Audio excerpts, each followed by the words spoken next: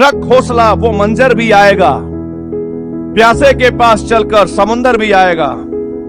थक्कर ना बैठ और मंजिल के मुसाफिर, मंजिल भी मिलेगी और मिलने का मजा भी आएगा। और आप लोगों को आपकी मंजिल तक पहुंचाने के लिए मैं हर्ष त्यागी बाहुबली फिजिक्स वाला प्लेटफॉर्म पर एक बार फिर से आप लोगों का स्वागत करता हूं। और आज हम स्टार्ट करेंगे रफ्तार बैच के अंदर स्ट्रक्चर ऑफ एटम का लेक्चर नंबर 3। और आज के लेक्चर में हम दो बेहतरीन और महत्वपूर्ण टॉपिक पढ़ेंगे जिनका नाम होगा प्लैंक क्वांटम थ्योरी और दूसरा होगा फोटो इलेक्ट्रिक इफेक्ट। क्या होता है, कैसे होता है और कैसे कैसे क्वेश्चन आईटी जेई में, आईटी एडवांस में आते हैं। एक एक नहीं बचेगा, सारे करेंगे ही ऑन द बोर्ड। ठीक है, ये मेरी गारंटी है। लेकिन सबसे पहले मैं आप लोगों को विश करना चाहता हूं उन सभी बच्चों को ऑल द वेरी बेस्ट जो बच्चे बहुत लगन के साथ मेरे सभी क्वेश्चंस का आंसर देते हैं और कमेंट बॉक्स में अपना आंसर छोड़ देते हैं। और आपको पता भी होगा कि जब आप आंसर सही करते हो तो आपको मेरा लाइक भी मिलता है आपको वहां पे। तो प्लीज आप लोग जिस मेहनत के साथ, जिस स्टार्टिंग के साथ, जिस पैशन के साथ स्टार्टिंग करी है आपने आईआईटी की प्रिपरेशन की, तो कृपया इसको एंड तक भी ऐसे ही बनाकर रखिए। ये जोश अपने अंदर का जो है ठंडा होने मत दीजिएगा। मेरी शक्ल देखिए बार बार, ठीक है। फुल एनर्जी के साथ मैं अपना इनपुट दूंगा तुम्हारे लिए, और तुम्हें भी वादा करना पड़ेगा कि सर फुल एनर्जी के लिए हम एक्सेप्ट करने के लिए तैयार हैं ये चैलेंज कि हम आईआईटी में जाकर दिखाएंगे। ठीक है, तो चलिए मेरे बच्चों स्टार्ट करते हैं। सबसे पहले आज पहला थ्योरी जिसका नाम होगा प्लैंक क्वांटम थ्योरी। क्या होती है, कैसे होती है, सब बताऊंगा। आप लोगों ने कई बार देखा होगा कि कोई बंदा जब जिम करता है और वो बैटल रोप करता है, ठीक है भाई, जो बैटल रोप करता है वो करते हुए आपने देखा होगा कि जब वो ऐसे करता है तो वो रोप ऐसे ऐसे ऐसे चलती है। सेम वैसे ही उसी का एग्जांपल देते मैं आपको ये समझाऊंगा। प्लैंक क्वांटम थ्योरी जो है वो रिलेटेड है सनलाइट के। और सनलाइट का बेटा जी दो तरह का नेचर होता है। सनलाइट पार्टिकल नेचर भी शो करती है और सनलाइट वेव नेचर भी शो करती है। ये बात आपको पता होनी चाहिए, ठीक है, ये बात आपको पता होनी चाहिए कि जो सनलाइट होती है वो डुअल नेचर शो करती है। अब सबसे बड़ी बात क्या है कि अलग अलग साइंटिस्ट के मन में मतभेद था। अलग अलग लोगों को लगता था कि नहीं इसका नेचर ये है, इसका नेचर वो है। पर मैं आपको दो इक्वेशन बोलूंगा और दो इक्वेशन से आप ये समझ जाना मेरे बच्चों कि क्या कौन क्या कहना चाहता है। जैसे मान लीजिए कि हमारे पास एक आइंस्टाइन बाबा थे और आइंस्टाइन ने बोला था कि E equals to MC square. क्या मतलब था सनलाइट की में E equals to MC square देने का? वो कहना चाहते थे कि जो एनर्जी है सनलाइट की वो m इंटू में C स्क्वायर, यानी स्पीड ऑफ लाइट C हो जाएगी। जानते हैं आप लोग 8 क्लास से पढ़ते आ रहे हो। m क्या होगा सर? m मास, सनलाइट का मास। वाह क्या गजब बात बोली। और सुनो, सनलाइट का अगर वो मास की बात कर रहा है, अगर वो कर रहे थे सनलाइट के मास की बात, तो बेटा जी अगर किसी भी चीज का दुनिया में मास है इसका मतलब वो पार्टिकल है, यानी वो छोटे छोटे पार्टिकल से मिलकर बनी है। तो E equals to MC square ये बात बताती है कि जो सनलाइट है वो कहीं ना कहीं पार्टिकल नेचर शो करती है क्योंकि उसमें मास आ गया। और एक और इक्वेशन पढ़ी होगी तुमने फ्रीक्वेंसी वाली, E equals to H nu, जहां पर न्यू फ्रीक्वेंसी होती है। अब फ्रीक्वेंसी किसकी होती है? फ्रीक्वेंसी किसकी होती है? वेव की। किसकी होती है? वेव की। कैसे जरा देखिए। मान लीजिएगा मेरे बच्चों कि ये मेरे पास एक पिलर है, यहां पर बैटल रोप है और यहां पर मैं खड़ा हूं, ठीक है भाई, यहां पर मैं खड़ा हूं, मेरे हाथ में बैटल रोप है और मेरा मन कर रहा है उसको ऐसे ऐसे ऐसे ऐसे बैटल रोप को चलाने का। एक कंडीशन ये हुई, तो आपको दिख रहा होगा कि भाई ये जो आपको सनलाइट, ये समझना कि ये सनलाइट है, राइट। ये आप क्या समझेंगे? सनलाइट है। एग्जाम्पल के लिए मैंने आपको रोप बताया, लेकिन वैसे सनलाइट है और इसको मैं चला रहा हूं, क्योंकि कई बार मुझे ही लगता है कि मैं ही चला रहा हूं सृष्टि को। ठीक है, इधर देखो आगे। दूसरी कंडीशन यह है कि मैं फिर से खड़ा हूं मेरे बच्चों, अगेन इसी रोप को पकड़े हुए, और आज अंदर मेरे फुल पावर है, मतलब जिम में फुल वर्कआउट करना है, ऐसी की तैसी फुल एनर्जी। पर कहीं से आज मैंने सोचा हुआ है कि मैं फुल फॉर्मूला, मतलब ऐसे तो मैंने ज्यादा ही स्पीड से कर दिया, लेकिन देखो ऐसे ऐसे ऐसे।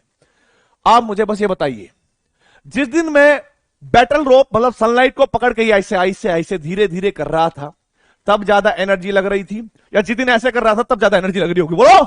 आप कहोगे सर जब आप बहुत तेजी के साथ कर रहे थे, जब इसकी रिपीटेशन बहुत बढ़ रहे थे, सर जब इसकी फ्रीक्वेंसी बहुत ज्यादा थी तो एनर्जी भी क्या थी? ज्यादा थी।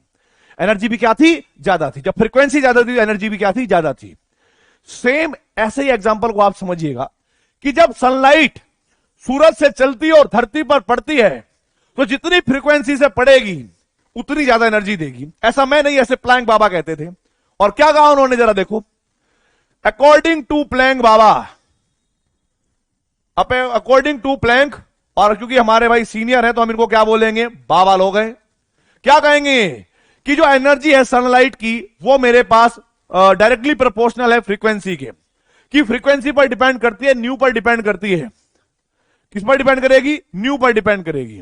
तो चलो भाई ठीक है। अब जैसे इस प्रोपोर्शनल को हटाएंगे तो हमारे पास E इक्वल्स टू एक कांस्टेंट आएगा जिसका नाम होगा H, और H4 आप लोगों को जानते हैं हर त्यागी बाहुबली नहीं है, यहां पर प्लैंक कांस्टेंट हो जाएगा H, ठीक है भाई। और इनटू में न्यू करेंगे। अब प्लीज समझिएगा, ये एनर्जी होती है सनलाइट के एक फोटोन की, सनलाइट के एक क्वांटा की। समझ में आई बात? तो ये जो आपके पास होगी बेटा प्लीज समझिएगा, यहां पर मैं आपको बोलना चाहूंगा for 1 photon of sunlight, for 1 photon of sunlight, please समझिएगा। ऐसा मैं नहीं कह रहा हूं, ऐसा प्लैंक बाबा कहकर चले गए। अब जरा देखिए, और आप लोगों को मैंने जब फर्स्ट चैप्टर पढ़ाया था मोल कॉन्सेप्ट का, तो वहां पर दो तरह की फिजिकल प्रॉपर्टी पढ़ाई थी। एक होती थी एडिटिव प्रॉपर्टी और दूसरी होती थी नॉन एडिटिव प्रॉपर्टी। याद करो, मैंने वहां पर आपको बताया था कि एनर्जी एक एडिटिव प्रॉपर्टी है, और एग्जांपल दिया था आपका कि सुबह जब आप ब्रेकफास्ट करते हो तो उसकी एनर्जी भी आपकी बॉडी को मिलती है, लंच करते हो तो उसकी एनर्जी भी मिलती है, और डिनर करते हो तो उसकी भी एनर्जी मिलती है। तो ओवरऑल जो एनर्जी हुई आपकी बॉडी के अंदर, वो उन सारी एनर्जीज का समेशन होती थी। और मैंने आपको बताया था कि एनर्जी एक एडिटिव प्रॉपर्टी है। बस उसी को याद दिलाते हुए मैं आपसे एक बात पूछना चाहता हूं, क्या एक फोटोन की एनर्जी एच न्यू है तो 2 फोटोन की कितनी होगी? आप कहोगे सर 2h न्यू, उसकी भी जोड़ेंगे इसमें। अरे 3 फोटोन की कितनी होगी? आप कहोगे सर 3h न्यू। 4 फोटोन की कितनी होगी? आप कहोगे सर 4h न्यू। बिल्कुल सही जा रहे हो। मैं अब यह कह रहा हूं कि एक फोटोन के लिए थी। अब जरा समझिएगा, E equals to n into में h न्यू, और जहां पर क्या होगा, n बराबर होगा नंबर ऑफ, n बराबर क्या होगा, नंबर ऑफ फोटोन्स। कि अगर मैं आपको कहूं बेटा कि n नंबर के लिए अगर मेरे पास n फोटोन्स होंगे तो उनके लिए एनर्जी का फॉर्मूला क्या होगा? आप कहोगे सर n इंटू में h न्यू होगा। इससे ज्यादा क्या हो सकता है? मैंने कहा ठीक है, करो, इसी को करो। अब क्वेश्चन क्या पूछता है वो, कई बार क्वेश्चन ये पूछ लेगा कि एक फोटोन की एनर्जी कितनी होगी, 2 फोटोन की एनर्जी कितनी होगी, उसका वेवलेंथ क्या होगा, वो सब मैं आपको बताने वाला हूं। कई बार वो पूछेगा कि आपको एनर्जी बतानी है पर मोल। पर मोल का मतलब होता है 1 मोल के लिए, 1 मोल के लिए। अगर कभी भी आपको पर मोल एनर्जी कैलकुलेट करनी हो तो मैं कहूंगा बेटा जी फॉर पर मोल ऑफ फोटोन्स, अगर मैं फोटोन्स के 1 मोल ले लूं तो आप मुझे एक बात बताओ बेटा जी, 1 मोल के लिए का मतलब क्या हुआ? 1 मोल का मतलब क्या हुआ कि सर मोल का हमें एक फॉर्मूला पता है, मोल बराबर होता है नंबर ऑफ फोटोन या नंबर ऑफ पार्टिकल अपॉन में Na। और यदि मैंने माना हुआ है कि मोल मेरे पास 1 है, यहां पर मैं वैल्यू रखूंगा 1, तो नंबर ऑफ पार्टिकल किसके बराबर होंगे? Na के बराबर। क्रॉस मल्टीप्लाई करोगे तो आपको पता लग जाएगा जो टोटल पार्टिकल है वो एक्चुअल में Na के बराबर है, और Na होता है एवोगैड्रो कांस्टेंट, जिसकी वैल्यू होती है क्या? 6.02 इंटू में 10 की पावर 23। और ज्यादातर आप लोग इस वाले चैप्टर में 6 का यूज करेंगे, 6.02 का भी नहीं करेंगे, 6 का यूज करेंगे। मैं बताऊंगा कैसे, ठीक है भाई। तो ये एवोगैड्रो कांस्टेंट की वैल्यू है, आप यहां पर रखेंगे तो आपके पास जो फॉर्मूला बनेगा वो क्या बनेगा? E equals to h nu तो रखा ही था, आप Na से मल्टीप्लाई कर देंगे तो ये जो एनर्जी आएगी बेटा जी, ये पर मोल एनर्जी आएगी, ठीक है। ये बात आपको ध्यान रखनी है। ये छोटे छोटे फॉर्मूले अगर आपको याद रखेंगे तो प्लैंक क्वांटम थ्योरी से रिलेटेड हर एक क्वेश्चन को आप कर पाएंगे। प्लैंक क्वांटम थ्योरी वैसे भी बहुत इंपॉर्टेंट है, क्योंकि हम लोग जब फोटो इलेक्ट्रिक इफेक्ट पढ़ेंगे तो ये अगर इक्वेशन आती होंगी तभी हम समझ पाएंगे।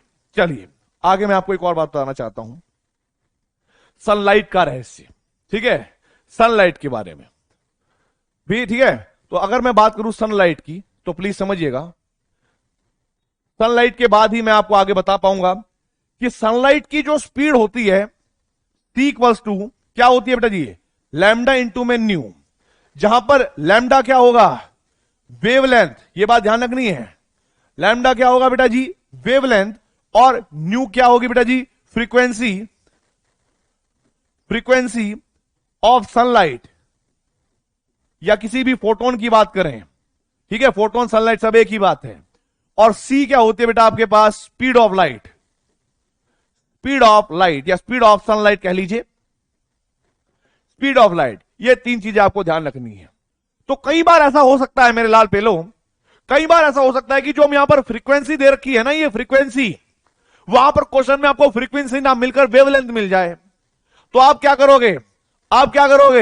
अगर आपको वेवलेंथ मिल जाए और फ्रीक्वेंसी ना दे रखी हो, तो आप लोग जानते हो कि फ्रीक्वेंसी इसके बराबर होगी, सी बाय लैम्डा के बराबर, ठीक है। तो वेवलेंथ यूज कर लोगे। सी की वैल्यू तो सभी को पता होती है कि सी बराबर होती है बेटा कितनी?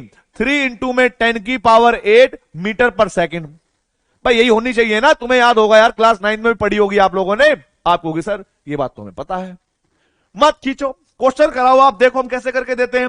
मैंने कहा ठीक है भाई करो। फिर क्या कह रहा है ये? बाबा कह रहा है कि what is the energy and wavelength of photons of frequency 3.4 megahertz. इसने एनर्जी के बारे में बात पूछी है और वेवलेंथ दे रखा है।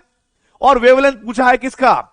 इसने पूछा है जब हमारे पास फ्रीक्वेंसी कितनी थी? 3.4 मेगाहर्ट्ज। जरा देखिए, फर्स्ट बात कर रहा हूं कि जब मेरे पास फ्रीक्वेंसी कितनी थी? 3.4 मेगाहर्ट्ज का मतलब होगा 3.mHz का मतलब होगा मेरे पास 3.4 इंटू में 10⁶ हर्ट्ज।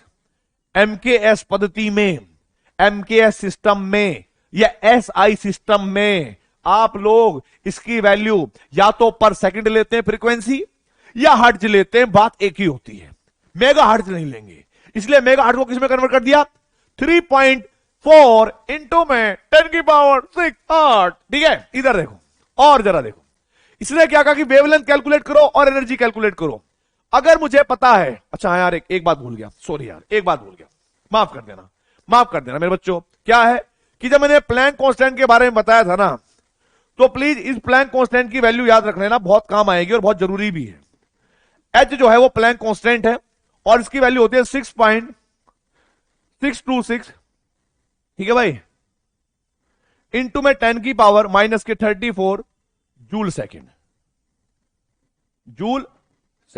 ऐसे याद रखना, यह बात याद रखनी बेटा जी। मुझे माफ कर देना, मैं पहले भूल गया, लेकिन अब मैंने बता दी तो प्लीज याद कर लेना, ठीक है भाई। अब जरा देखो बेटा, हम लोग क्या जानते हैं? E equals to H nu हमारे पास फॉर्मूला है और इस फोटोन की हमें एनर्जी कैलकुलेट करनी है।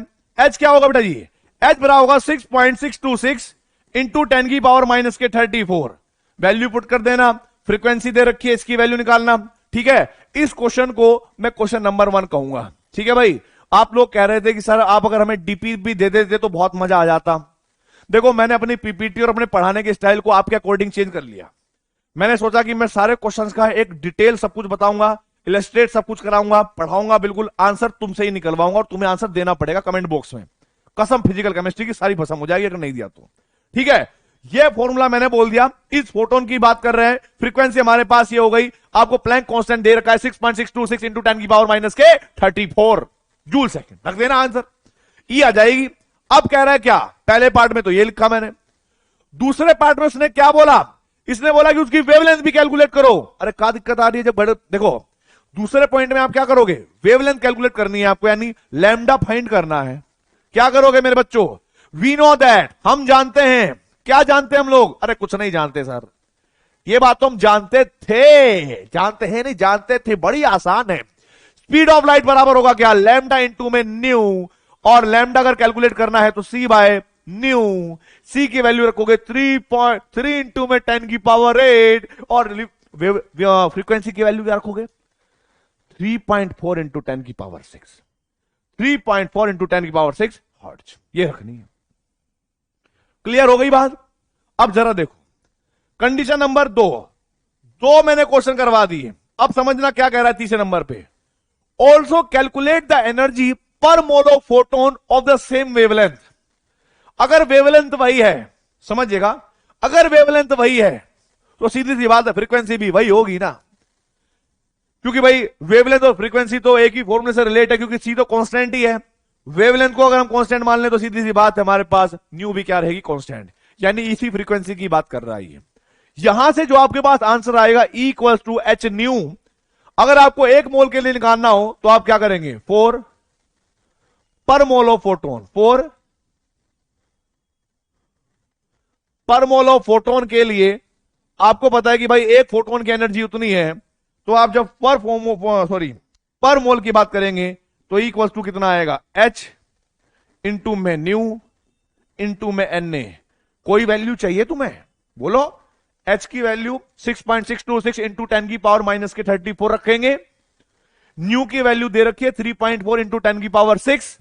एनए की वैल्यू में लिख देता हूं, अगर तुम्हें थोड़ी बहुत शर्म होगी ना, अब बेटा करेक्ट आंसर करके मुझे चैट बॉक्स में लिख के देना दोनों का। 6.626 इंटू 10 की पावर माइनस के एनए की वैल्यू थोड़े होते 6.02 इंटू 10 की पावर 23। प्लीज इसको सॉल्व कर लेना बेटा। क्वेश्चन का फॉर्मेट मैंने बताया, और मैंने आपको यह बताया कि प्लैंक क्वांटम थ्योरी के अकॉर्डिंग अगर कोई भी क्वेश्चन आएगा तो इससे ज्यादा खतरनाक नहीं आ पाएगा, ये मेरी गारंटी है। और आप कहीं से भी क्वेश्चन लगाइए, उससे कोई दिक्कत नहीं है। आगे बढ़ते हैं मेरे बच्चों, आगे बढ़ते हैं। सब कुछ समझाने के बाद, क्योंकि ये जरूरी था, अगर आपको प्लैंक क्वांटम थ्योरी आती और आपको ये 2-4 फॉर्मूले पता होते तभी तुम्हारे समझ में आता फोटो इलेक्ट्रिक इफेक्ट। देखो 2 चित्र मैंने यहां पर बनाऊंगा, एक जो बनाया आया और एक मैं जो खुद बनाऊंगा तुम्हारे सामने तुम्हें सिखाने के लिए। अब जरा देखो यहां पर क्या दिया गया है, ये बैटरी है, रेजिस्टेंस लगे हुए हैं सब, ये तो फिजिक्स का काम है भाई, क्या है, लगाने का काम है, लगाते रहेंगे। ये तार जोड़ा, मेटल की एक इलेक्ट्रोड, मेटल की दूसरी इलेक्ट्रोड, और हमें पता है कि बैटरी की नेगेटिव वाली चिमटी अगर इधर जोड़ेंगे तो इधर नेगेटिव चार्ज आएगा, नेगेटिव की पॉजिटिव वाली चिमटी उधर जोड़ेंगे तो उधर पॉजिटिव चार्ज आएगा। ये एनोड है, ये कैथोड है, और ये ब्लू ब्लू सी जो दिख रही है सनलाइट है, ये ब्लू ब्लू सी जो दिख रही है वो सनलाइट है। प्लीज अब प्लीज समझने की कोशिश करिएगा मेरे बच्चों, ध्यान से समझना जो मैं समझाना चाहता हूं। मैं कहना चाहता हूं कि मान लीजिएगा आपके पास ये आपके पास मेटल का एक शीट है, और इसको मैंने वायर के साथ कनेक्ट किया। वायर के साथ कनेक्ट करने के बाद मैंने यहां पर क्या करा, मैंने यहां पर क्या कर दिया बेटा कि इधर नेगेटिव और पॉजिटिव ऐसे एक बैटरी लगाई ई वोल्ट की। ई वोल्ट की बैटरी मैंने क्यों लगाई मैं आपको बताता हूं, ताकि मैं ये डिफाइन करूं कि भाई कौन सा इलेक्ट्रोड पॉजिटिवली चार्ज होगा और कौन सा नेगेटिव चार्ज होगा। ठीक है, कौन सा पॉजिटिव चार्ज होगा और कौन सा नेगेटिव चार्ज होगा। अब मुझे पता है कि जब बड़े वाला इलेक्ट्रोड होता है ना, ये हमेशा एनोड होगा बेटा, पॉजिटिवली चार्ज, इसको हम क्या बोलेंगे, एनोड। और दूसरा हमारे पास क्या होगा, नेगेटिव चार्ज वाला, इसको हम क्या बोलेंगे, कैथोड। और ये जो एक्सपेरिमेंट है ना, ये हमारे कौन से महान साइंटिस्ट ने किया था, आइंस्टीन बाबा ने। उन्होंने क्या देखा, उन्होंने देखा कि भाई मैंने इसके ऊपर सनलाइट डाली। आप समझने की कोशिश करिएगा, आज जरा धूम में खड़े होकर देखो, थोड़ी देर धूम में खड़े होकर देखो, 1-2 बजे के आसपास ऐसे गरम गरम हो जाओगे कि नहीं हो जाओगे, बोलो। आप होगे सर बिल्कुल, धूम में गर्म होने से तो हम गर्म हो जाते हैं। बात तो सही कह रहे हो। इसका मतलब क्या हुआ, इसका मतलब यह हुआ कि जिसके ऊपर एनर्जी सनलाइट पड़ेगी वो उसको गर्म कर देगी। गर्म करने का मतलब क्या हुआ, उसको एनर्जी दे देगी, एनर्जी बढ़ा देगी उसकी। और कई बार ऐसा हो कि मैंने ये देखा करते करते कि भाई मैंने ना यहां से सनलाइट, सूरज बाबा को फोन लगाया, हेलो हाँ भाई थोड़ी सनलाइट भेजिए। सनलाइट आती है और आने के बाद इस पर गिरने लगती है, मेटल की इस प्लेट पर गिरने लगती है। अब क्या होगा, मैंने आपको एक बात सिखाई हुई है कि दुनिया का हर चीज, दुनिया की हर वो स्पीसीज जो एग्जिस्ट करती है, छोटे पार्टिकल से मिलकर बनी होती है, जिनको हम एटम कहते हैं। बात समझ में आई? तो जरा देखिए, हुआ कुछ ऐसा होगा कि जब ये मेटल के आपके पास एक शीट थी, इस पर सनलाइट गिरी, और इस सनलाइट के अंदर कहीं ना कहीं, इस सनलाइट पर कहीं ना कहीं कुछ ना कुछ तो एटम होंगे ना भाई, उस मेटल के कोई ना कोई एटम तो होंगे। अब हुआ क्या होगा कि दुनिया का कोई भी एटम हो, उसके सेंटर पे न्यूक्लियस होता है, ऐसा रदरफोर्ड बाबा कह के चले गए। और यह बात हम जानते हैं, अभी तक किसी ने बताई नहीं है यह बात, लेकिन हम जानते हैं कि उसके अंदर इनफाइनाइट सेल होती है। कितनी सेल? Infinite cell. और उसकी कोई ना कोई वैलेंस सेल भी होती है जहां वो कहीं ना कहीं रहता होगा। मान लो इस सेल में रहता होगा इलेक्ट्रॉन। जब सनलाइट इनके ऊपर गिरेगी, जब सनलाइट इनके ऊपर गिरेगी, ये इलेक्ट्रॉन एनर्जी को एब्जॉर्ब करेगा। तो बेटा आप लोग जानते हैं कि negative charge electron positive charge nucleus के, sorry, negatively charge electron positive charge nucleus के बीच में बहुत घनिष्ठ प्यार है, अट्रैक्शन है, स्टेबिलिटी है। और आपको ये अच्छी बात थोड़ा लगेगी कि कोई बाहर वाला आया, कोई बाहर वाला आया, इनके घर में आग लगाने वाला आ गया, इक्वल्स टू एच न्यू, आग लगाने वाला आ गया। आप कहोगे सर बात तो सही कह रहे हो, ये जो इलेक्ट्रॉन है ये पहले एनर्जी एब्जॉर्ब करेगा, एनर्जी एब्जॉर्ब करेगा करेगा करेगा और लोअर एनर्जी लेवल से, क्योंकि जितना ये एनर्जेटिक होगा उतना ज्यादा ये एक्साइट होगा, उतना ज्यादा इसको गुस्सा आएगा, उतना ज्यादा इसको छोड़ के चला जाएगा। और ये इलेक्ट्रॉन जैसे ही ऊपर भागा भागा तो यहां पर इसका प्यार इस न्यूक्लियस के चक्कर से बिल्कुल खत्म हो जाएगा। अब मैं आपको एक कहानी बताता हूं। इलेक्ट्रॉन भाई साहब इनफाइनाइट पे पहुंच चुका है, फ्री हो चुका है, अब इसका इससे कोई संबंध नहीं है। इलेक्ट्रॉन चाहता है कि अब मैं दूसरे अपने किसी साथी को, जीवन साथी को ढूंढूंगा। और जैसे ही यहां पर ऐसा हुआ कि इन वाले मेटल पे, प्लीज समझिएगा, इस वाली मेटल पे जब सनलाइट पड़ी, यहां से इलेक्ट्रॉन, जो इलेक्ट्रॉन बंधे हुए थे उन मेटल्स के अंदर, ये बाहर निकले, ये बाहर निकले। निकलने के बाद उस पॉजिटिव चार्ज को देखकर पहले खुश हुए, ओह हमारे लिए कोई तो खड़ा है, खुश हुए। लेकिन इनको चलने के लिए वेलोसिटी या इनकी काइनेटिक एनर्जी का होना बहुत जरूरी है, एनर्जी का होना जरूरी है, प्लीज समझिएगा। मान लो अगर मेरे पास आने वाली इंसिडेंट लाइट, जो आने वाली लाइट होती है ना उसको बोलते हैं इंसिडेंट लाइट, उसकी एनर्जी बहुत ज्यादा है, तो आप लोग जानते होंगे energy conservation law, energy neither be created not destroy, it can transform one form to another form, या इसको थर्मोडायनेमिक्स का प्रथम नियम या फर्स्ट लॉ भी कहते हैं। ठीक है भाई, कि क्या होती है कि जो टोटल एनर्जी होती है, टोटल हीट होती है, वो किसी सिस्टम को वर्क कराने के लिए यूज होती है और उसकी इंटरनल एनर्जी को चेंज करने में होती है। लेकिन प्लीज समझिएगा, मान लीजिएगा कि ये टोटल एनर्जी थी जो इंसिडेंट लाइट की थी और हम डाल रहे थे, उसमें से थोड़ी सी एनर्जी खर्च किसमें हो गई, इस इलेक्ट्रॉन को बाहर निकालने के लिए। अगर मान लो अभी भी कुछ थोड़ी बहुत एनर्जी बची होगी, अभी भी थोड़ी बहुत कुछ एनर्जी बची होगी, तो वो इस इलेक्ट्रॉन को वेलोसिटी दे देगी और फुर फुर मिल्खा सिंह भगा देगी और इसको पूरी स्पीड से भगा देगी, यानी वो इसको काइनेटिक एनर्जी प्रोवाइड कराएगी। और हम जानते हैं कि ये इलेक्ट्रॉन जब भागा तो इसकी काइनेटिक एनर्जी होगी, हाँ या ना। आप कहोगे सर ये बात हमें समझ में आ गई है, अब हम नहीं भूलेंगे, कसम आपकी, नहीं तो रात के 12 बजे आप ही टाटा फिश। इधर देखो, इधर देखो, इधर। तो मुझे समझ में आ गया कि जो सनलाइट में डाल रहा था उसकी जो टोटल एनर्जी थी वो दो भागों में बट गई। कौन सा, कि कुछ अमाउंट तो इन इलेक्ट्रॉन को निकालने में खर्च हो गई होगी और कुछ कहां पर हो गई होगी, बोलो। अरे सर ये जो इलेक्ट्रॉन बाहर निकले होंगे इनको भागने के लिए भी तो जरूरत पड़ी होगी ना, इनके अंदर भी आपने ग्लूकोन डी वाली एनर्जी डाली होगी ना।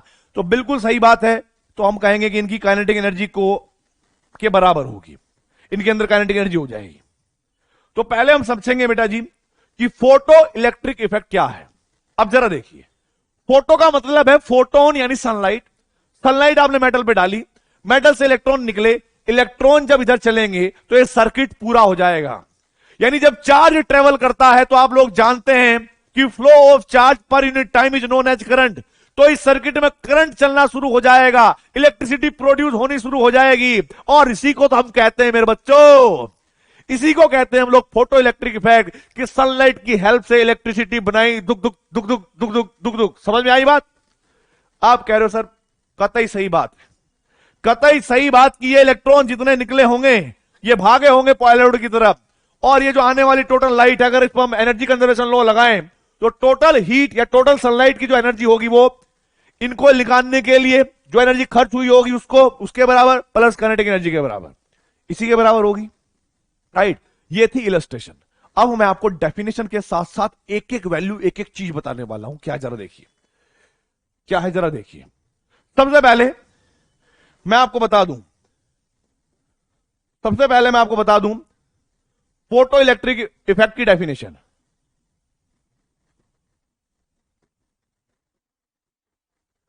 फोटो इलेक्ट्रिक इफेक्ट क्या है जरा समझिएगा।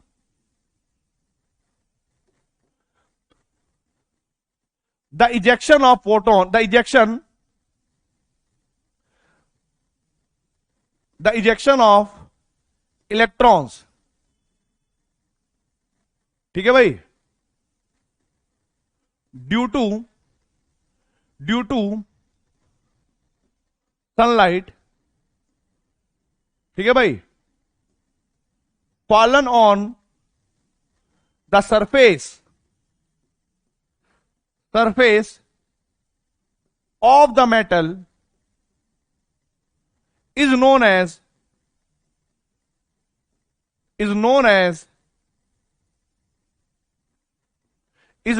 क्या? is known as photoelectric effect. Photoelectric effect. बात समझ में आई होगी।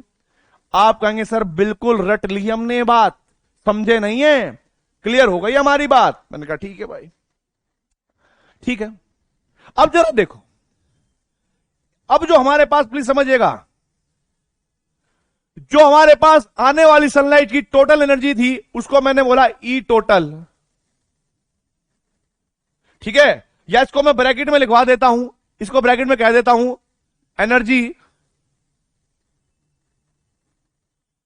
एनर्जी ऑफ इंसिडेंट लाइट, आने वाली लाइट की एनर्जी दो भागों में कन्वर्ट हुई, बराबर वर्क फंक्शन कह लीजिए, या इसको हम थ्रेशोल्ड एनर्जी भी कहते हैं। ईटीएच नोट से फॉर्म करेंगे, ई नोट कहेंगे या ईटीएच कहेंगे, थ्रेशोल्ड एनर्जी।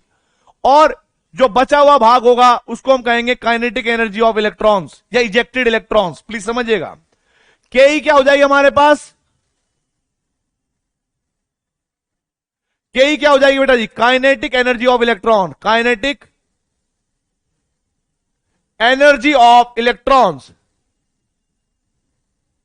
ठीक है।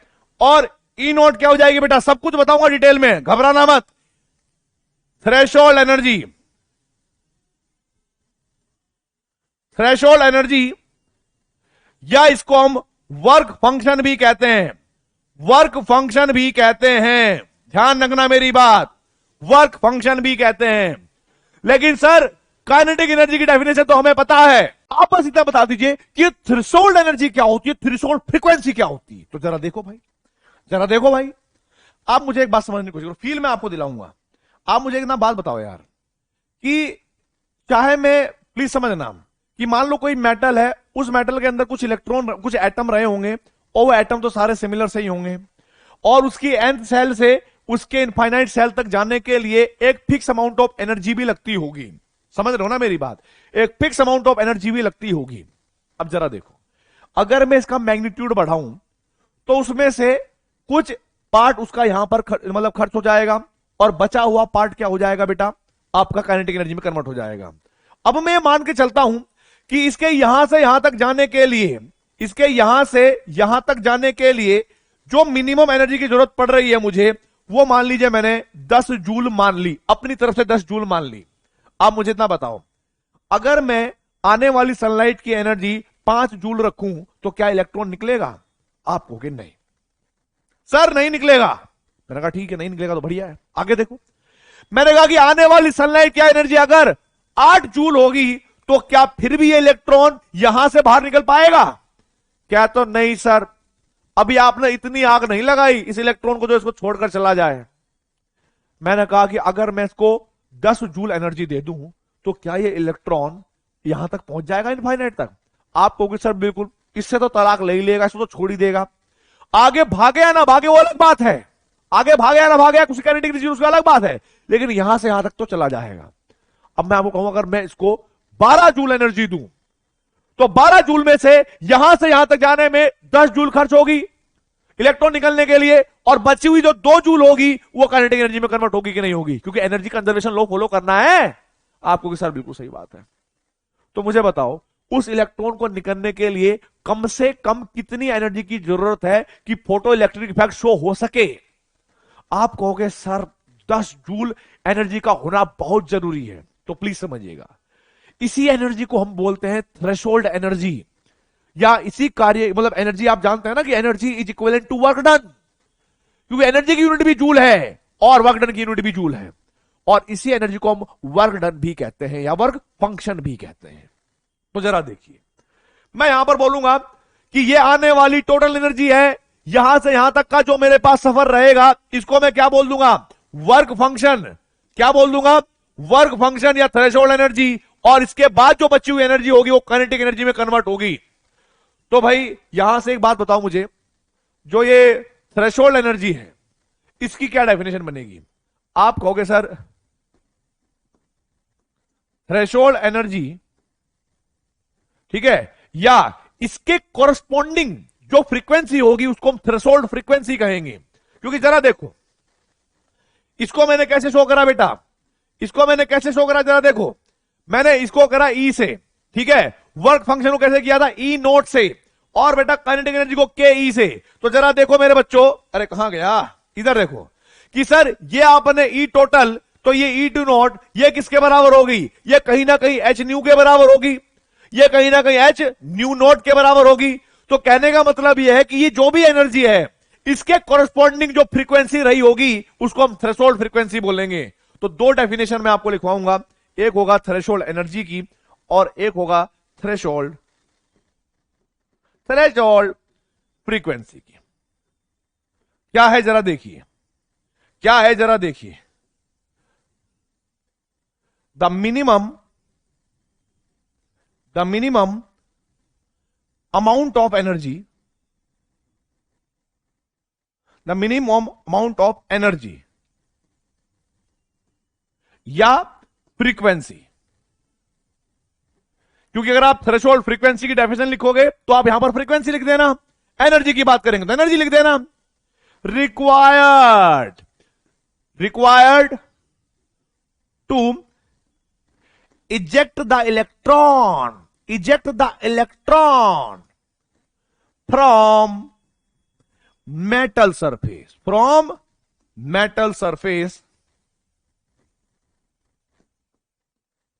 ठीक है भाई, metal surface is known as threshold frequency, या इसको हम थ्रेशोल्ड एनर्जी और थ्रेशोल्ड एनर्जी या फिर थ्रेशोल्ड फ्रीक्वेंसी। और मैं आपको एक बात बताना चाहूंगा, अगर ये डेफिनेशन आप लोगों को समझ चुके हो तो मैं आपको एक डेफिनेशन बताना चाहूंगा कि थ्रेशोल्ड एनर्जी को ही वर्क फंक्शन भी कहते हैं। ये डेफिनेशन आपको याद होनी चाहिए एनर्जी कंजर्वेशन लॉ की। अब इसके अकॉर्डिंग बाकी के जो दो आपके पास मतलब रिलेशंस आएंगे, इक्वेशंस आएंगी, उनके बारे में आपको बताना चाहूंगा। जरा देखिए क्या होगा, मैं जानता हूं, वी नो दैट, ये आपको याद रखना पड़ेगा, नहीं रखोगे तो दिक्कत हो जाएगी, क्वेश्चन नहीं हो सकते। या कई बार ऐसे क्वेश्चन आते हैं जेईई मेंस में कि मान लो कि ई इक्वल टू क्या थी, टोटल एनर्जी।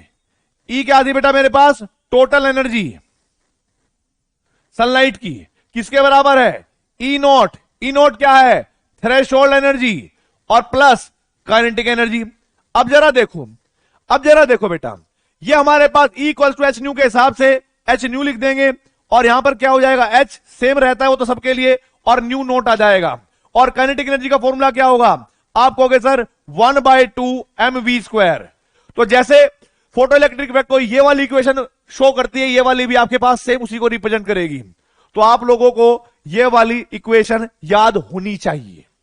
अब जरा देखो, इस वाली इक्वेशन के अकॉर्डिंग हम कुछ 2-4 लॉ बताएंगे। मान लो किसी क्वेश्चन के अंदर ऐसा क्वेश्चन, मतलब किसी क्वेश्चन के अंदर ये पूछ ले कि भाई आपने एक मेटल के ऊपर सनलाइट डाली, उसने एनर्जी को एब्जॉर्ब किया, उसने थ्रेशोल्ड वगैरह सब कुछ दे रखा है, वो कह रहा है कि जो इलेक्ट्रॉन निकला बताओ उसकी स्पीड कितनी होगी, उसकी वेलोसिटी कितनी होगी। तब कंफ्यूजन आएगा, तब तुम्हें लगेगा कि सर अगर ऐसी बात है तो मुझे उस इलेक्ट्रॉन की वेलोसिटी कैलकुलेट करनी है। और वेलोसिटी कैसे कैलकुलेट करेंगे, जरा देखिए। अगर मैं इसको ऐसे लिखता हूं कि 1/2 mv², और ये वैल्यू में इधर लेकर आता हूं तो एच न्यू माइनस के क्या हो जाएगा, एच न्यू नॉट।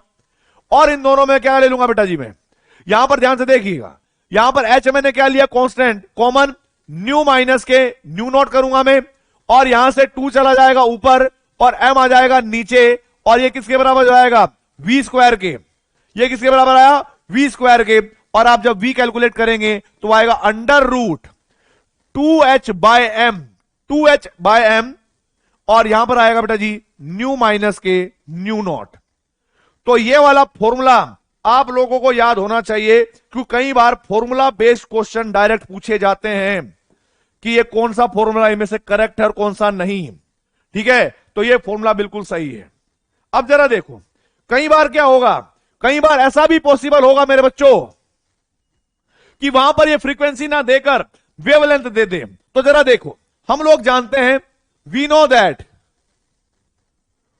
दैट क्या, कि भाई स्पीड ऑफ लाइट बराबर होती है वेवलेंथ इनटू में फ्रीक्वेंसी के। तो फ्रीक्वेंसी किसके बराबर होगी, टी बाय लैम्डा के बराबर होगी कि नहीं होगी? आप कहोगे सर बिल्कुल बराबर होगी। जहां पर सी होती है स्पीड ऑफ लाइट, लैम्डा होता है वेवलेंथ। तो जरा देखिए, अगर मैं इस वाले फॉर्मूले में न्यू की जगह पर सी बाय लैम्डा और बेटा जी न्यू नोट की जगह पर सी बाय लैम्डा नोट रखूं, तो क्या मैं यहां पर इसको चेंज कर सकता हूं? आप कहोगे सर करके देख लो। मैंने लिखा कि भाई जो वेलोसिटी है ना, इस बार मैंने जो लिखा वेलोसिटी बराबर under root 2h by m, ये तो मैं सेम रख ही रहा हूं। मैंने सी इसकी जगह पर क्या रखा, न्यू की जगह पर सी बाय लैम्डा और माइनस के सी बाय लैम्डा नोट, ऐसे लिख लो भाई। आपको के सर चल जाएगा। इन दोनों में से आपने सी कॉमन ले लिया तो किसके बराबर आया, 2hc by m 1 by lambda minus 1 by lambda naught. तो वो जो फॉर्मूला होगा आपका, वो ऐसे भी शो किया जा सकता है। ध्यान रखना ये बात, वैसे भी शो किया जा सकता है, इसको याद रखेंगे। तीसरी कंडीशन एक और, कई बार वो इसका एलसीएम लेकर इसको नई तरीके से रीअरेंज करेगा। जैसे कैसे, आप कहोगे सर ऐसे कर लेगा कि आपके पास वेलोसिटी होगी बराबर under root 2hc by m, और यहां पर क्या होगा बेटा जी, लैम्डा नॉट माइनस के लैम्डा और इंटू में लैम्डा नॉट। तो प्लीज इस तरह के क्वेश्चंस को आप कर लेना। और ये जो m है ना, m ये किसी और चीज का नहीं है। m यहां पर मास होगा इलेक्ट्रॉन का, h क्या होगा प्लैंक कांस्टेंट, c क्या होगी स्पीड ऑफ लाइट, और ये दोनों वैल्यू आपको दे रखी होंगी। ये फोटो इलेक्ट्रिक इफेक्ट है और इसके ऊपर क्वेश्चन आते हैं। बड़ा सिंपल है कि भाई आपने स्टार्टिंग में क्या करना है, ई टोटल दे रखी होगी, थ्रेशोल्ड एनर्जी वो भी दे रखी होगी, या तो काइनेटिक एनर्जी पूछ लेगा, या बेटा जी उस निकलने वाले इलेक्ट्रॉन की वेलोसिटी पूछेगा, या कई बार काइनेटिक एनर्जी देके रखेगा, टोटल एनर्जी देकर रखेगा, वो वर्क फंक्शन पूछ लेगा, या बेटा जी थ्रेशोल्ड फ्रीक्वेंसी पूछ लेगा, कुछ भी पूछ सकता है। बट अगर ये आपको इक्वेशन आती होगी तो आप बड़ी आसानी से कर लेंगे। अच्छा हां, एक और सबसे बड़ा कंफ्यूजन जो आप लोगों को आता है वो यह है यूनिट कन्वर्जन में। कई बार यहां पर जो वर्क फंक्शन है या जो एनर्जी है वो आप लोगों को दे रखी होती है इलेक्ट्रॉन वोल्ट में, ईवी में। किसमें दे रखी है, इलेक्ट्रॉन वोल्ट में। और मैं आपको बता दूं, और जब कभी भी आप मास की वैल्यू रखोगे 9.1 इंटू 10 की पावर माइनस की 31 किलोग्राम और वेलोसिटी आपको मीटर पर सेकंड में चाहिए, तो बेटा जी इस वी को जो ईवी होता है मतलब इलेक्ट्रॉन वोल्ट होता है उसको भी आपको जूल में कन्वर्ट करना पड़ेगा। तो ये टास्क रहेगा आपके लिए, ये कंफ्यूजन बन सकती है। तो मैं इस कंफ्यूजन को आज छू मंतर कर देता हूं, एकदम भगा देता हूं। वो क्या है जरा समझिएगा। देखो, अगर आपको कोई भी एनर्जी दे रखी हो और वो एनर्जी मैंने लिखा कि डैश कोई भी वैल्यू हो, एक्स वाई जेड कुछ भी वैल्यू हो, और वो वैल्यू दे रखी है ईवी। ईवी का मतलब होता है इलेक्ट्रॉन वोल्ट।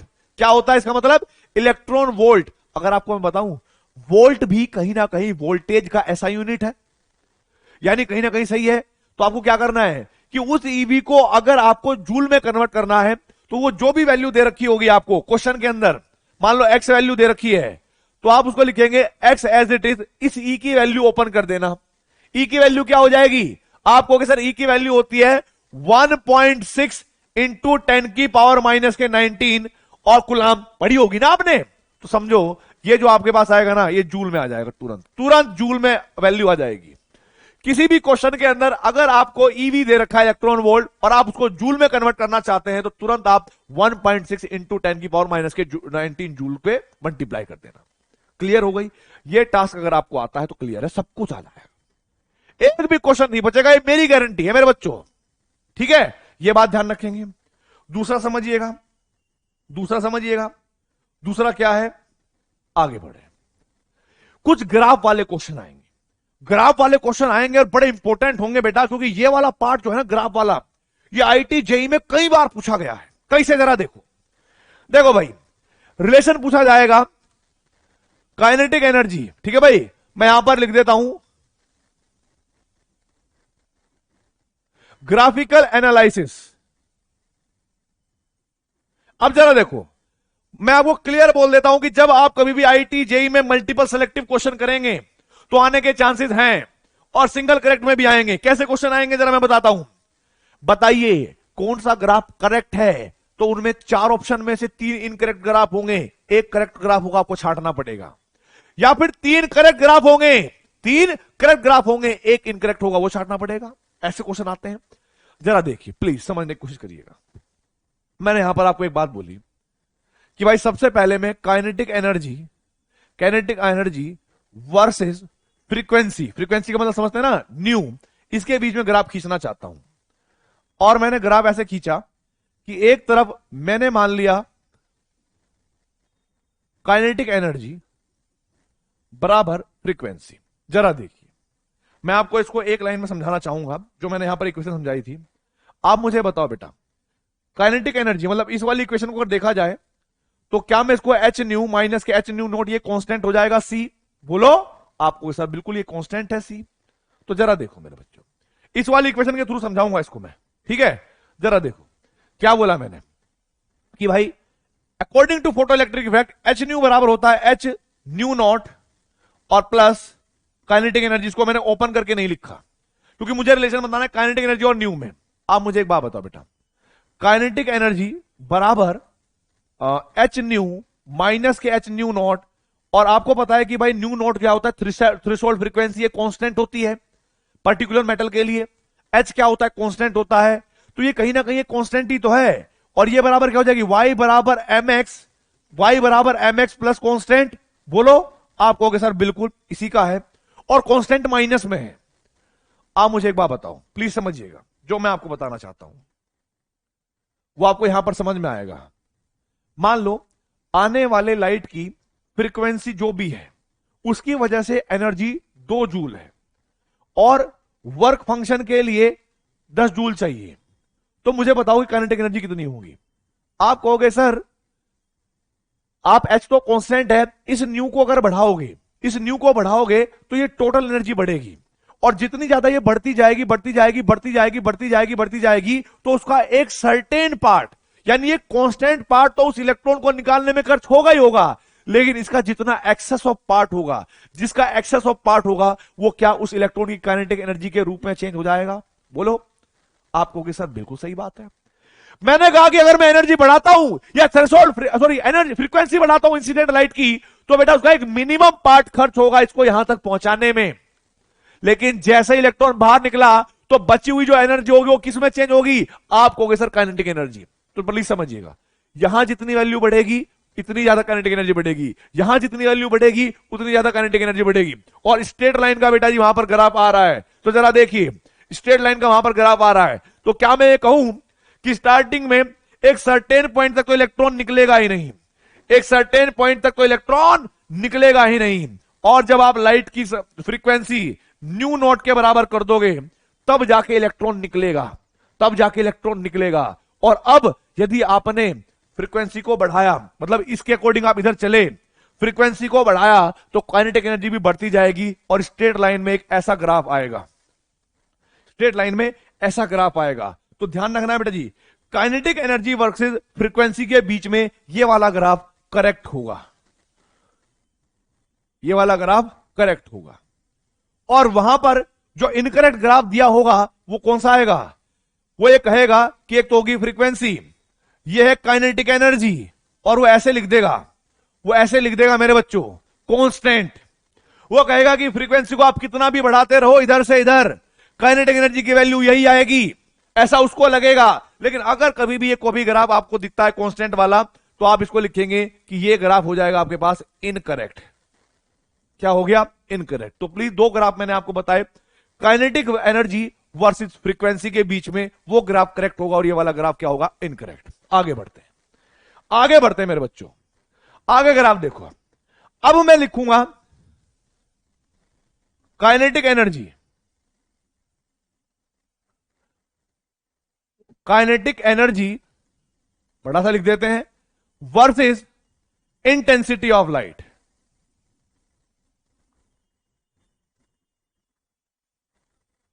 अब आपको मैं समझाऊंगा इंटेंसिटी ऑफ लाइट। इंटेंसिटी का लाइट का मतलब होता है ब्राइटनेस। जैसे एग्जांपल समझिएगा, भाई एक बल्ब है, एक छोटा सा बल्ब है जो ज्यादा चमक नहीं रहा है, बहुत हल्का सा चमक रहा है, ठीक है भाई, उसकी ब्राइटनेस बहुत कम है। तो आपको कैसा लगेगा कि यार ये तो कम फोटोन फेंक रहा है ना, कम एनर्जी दे रहा है।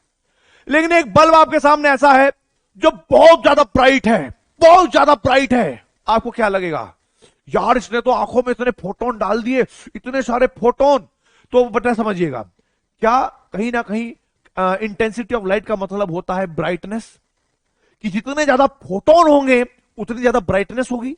बोलो आप लोग, सर बात तो सही कह रहे हो, जितनी ज्यादा ब्राइटनेस होती है उतनी ज्यादा इंटेंसिटी ऑफ लाइट होती है।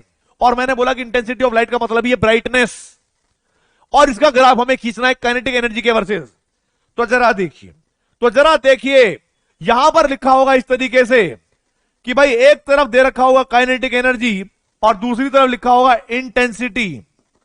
क्या लिखा होगा? Intensity of light. क्या लिखा होगा? Intensity of light.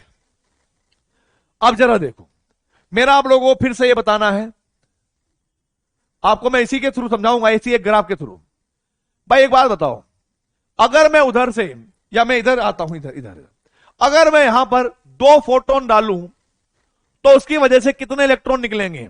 आप कहोगे सर 1 to 1 इंटरेक्शन होता है, 2 फोटोन जाएंगे और 2 इलेक्ट्रॉन निकाल लेंगे। मैंने कहा ठीक है, मैंने कहा लेकिन उनकी कोई ना कोई एनर्जी सर्टेन फिक्स्ड है, उन फोटोन की एनर्जी पहले से ही फिक्स्ड है, तो क्या उनकी काइनेटिक एनर्जी भी फिक्स रहेगी? आप कहोगे सर बिल्कुल, उनकी काइनेटिक एनर्जी भी क्या रहेगी? फिक्स रहेगी। ठीक है, मैंने यहां पर 100 फोटोन डाले सनलाइट के, 100 इलेक्ट्रॉन इजेक्ट हुए। 100 इलेक्ट्रॉन को इजेक्ट होने के लिए हर एक को मिनिमम एनर्जी की जरूरत पड़ी, और जो बची हुई एनर्जी होगी वो उनकी काइनेटिक एनर्जी में तब्दील हो गई, चेंज हो गई। पर मेरा कहने का मतलब यह है, क्या सपोज करना मैंने यहां पर 12 जूल एनर्जी डाली एक फोटोन के लिए, उससे एक ही इलेक्ट्रॉन निकला, और जिसको निकलने के लिए 10 जूल खर्च हो गई, तो निकलने वाले इलेक्ट्रॉन की एनर्जी कितनी होगी? 2 जूल। यस और नो? काइनेटिक एनर्जी कितनी होगी? 2 जूल। यस और नो? आप कहोगे सर बिल्कुल। मैंने कहा कि इस बार क्या करा, मैंने यहां पर 50 फोटोन डाले, 50 फोटोन डाले, 50 फोटोन से 50 इलेक्ट्रॉन बाहर निकले। 50 इलेक्ट्रॉन को निकलने के लिए भी एनर्जी खर्च हुई होगी, हर एक के लिए अगर खर्च हुई होगी बेटा जी 12 जूल, तो 50 के लिए कितनी निकली होगी? 600 जूल के आसपास। आप कहोगे सर बात तो सही है, तो क्या हर एक इलेक्ट्रॉन की अभी भी काइनेटिक एनर्जी बेटा जी 2 जूल ही आएगी कि नहीं आएगी? बोलो। आप कहोगे सर बिल्कुल सही है। यानी यहां पर अगर मैं नंबर ऑफ फोटोन बढ़ाऊंगा तो नंबर ऑफ इलेक्ट्रॉन ज्यादा होंगे निकलने वाले, बट उनकी जो काइनेटिक एनर्जी रहेगी वो कांस्टेंट रहेगी। वो एक अलग बात है कि ज्यादा फोटोन डालने से ज्यादा इलेक्ट्रॉन निकलेंगे, बट हर एक इलेक्ट्रॉन की एनर्जी, जो काइनेटिक एनर्जी रहेगी, वो कांस्टेंट रहेगी। यहां से मैं क्या समझ में आया, क्या इस काइनेटिक एनर्जी पर नंबर ऑफ फोटोन्स का कोई फर्क पड़ रहा है? आप होगे नहीं, ये तो 12 है, कांस्टेंट ही है। बस ये कह सकते हैं कि हाँ भाई नंबर ऑफ इलेक्ट्रॉन्स बाहर ज्यादा निकल रहे हैं, ये हम कह सकते हैं, पर किसी एक इलेक्ट्रॉन के लिए उसी काइनेटिक एनर्जी में कोई चेंज नहीं आ रहा है। तो जरा देखो यहां पर भी क्या करना है, सिंपल ही एक बात माननी है कि सर अगर काइनेटिक एनर्जी और इंटेंसिटी ऑफ लाइट यानी नंबर ऑफ फोटोन के बीच में कोई ग्राफ हो, तो सर आप इधर से इधर कितने भी बढ़ते जाइए, इस एक्सिस के अलोंग कितना भी बढ़ते जाइए, काइनेटिक एनर्जी ऑफ इलेक्ट्रॉन तो कांस्टेंट ही रहेगी। वो एक अलग बात है कि नंबर ऑफ इलेक्ट्रॉन ज्यादा होंगे, पर बेटा एनर्जी तो कांस्टेंट ही रहेगी। तो ये बात ध्यान रखनी है। और ये ग्राफ आपके पास आएगा करेक्ट ग्राफ। क्या आएगा? Correct graph, right. चलो आगे बढ़ते हैं। दूसरा देखते हैं, एक और ग्राफ बना के दिखाता हूं आप लोगों को कि इनकरेक्ट कौन सा होगा। अबे नालायको, इधर लिखा होगा काइनेटिक एनर्जी, यहां लिखा होगा क्या? Intensity of light. Intensity of light क्या दिया होगा? सर ऐसे कुछ दिया होगा, ऐसे कुछ दिया होगा। जरा देखिए, जरा देखिए क्या करना है आपको। ये ग्राफ अगर ऐसा दे रखा होगा तो इसका मतलब ये हुआ कि इंटेंसिटी ऑफ लाइट पर कहीं ना कहीं काइनेटिक एनर्जी डिपेंड करती है। यानी जितने ज्यादा आप फोटोन डालोगे, है ना भाई, उतनी काइनेटिक एनर्जी बढ़ेगी। पर ऐसा नहीं था, मैंने आपको बताया था कि जितने ज्यादा फोटोन डलेंगे मेटल की शीट पे उतने ज्यादा इलेक्ट्रॉन निकलेंगे, पर हर इलेक्ट्रॉन की काइनेटिक एनर्जी सेम रहेगी, राइट। तो ये वाला जो ग्राफ हुआ बेटा जी, ये इनकरेक्ट हुआ। तो इस तरह के आपको 4 ग्राफ मिल सकते हैं जिसमें आपको पहचानना पड़ेगा कौन सा ग्राफ करेक्ट होता है, कौन सा ग्राफ इनकरेक्ट होता है। तो बिल्कुल डिटेल में मैंने आपको समझा दिया है, राइट। चलो आगे बढ़ते हैं, आगे बढ़ते हैं। मैं आपको एक और बात बताना चाहता हूं।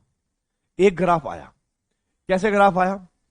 एक ग्राफ और आएगा जिसमें आपको अलग अलग तरीके से क्वेश्चन आ सकते हैं। कैसे? जरा देखिए, यहां पर दे रखा है काइनेटिक एनर्जी, ठीक है, मान लिया। इधर दे रखा है फ्रीक्वेंसी न्यू। आप मुझे बताओ क्या वैल्यू कांस्टेंट आएगी या वेरी करेगा?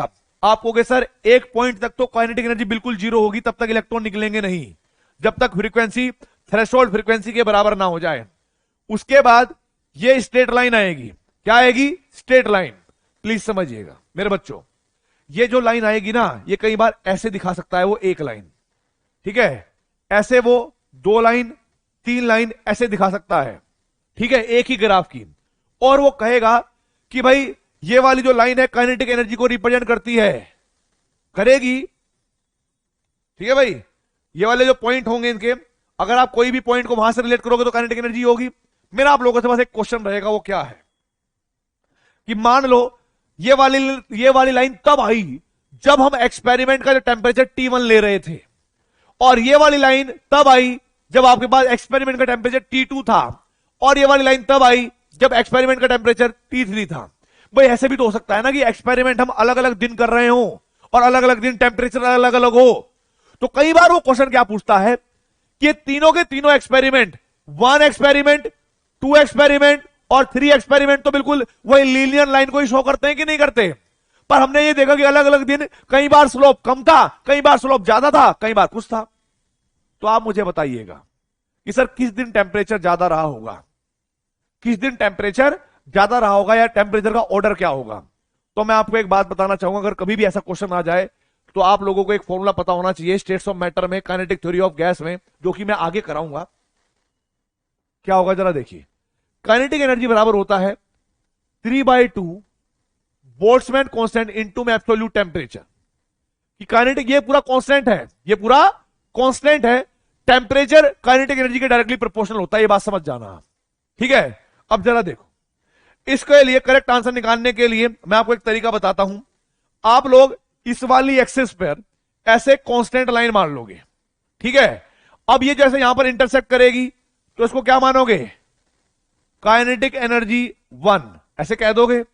इस वाले पॉइंट को यहां से मिलाकर देखोगे तो इसके रिलेटेड जो काइनेटिक एनर्जी वो क्या आएगी? काइनेटिक एनर्जी 2 आएगी।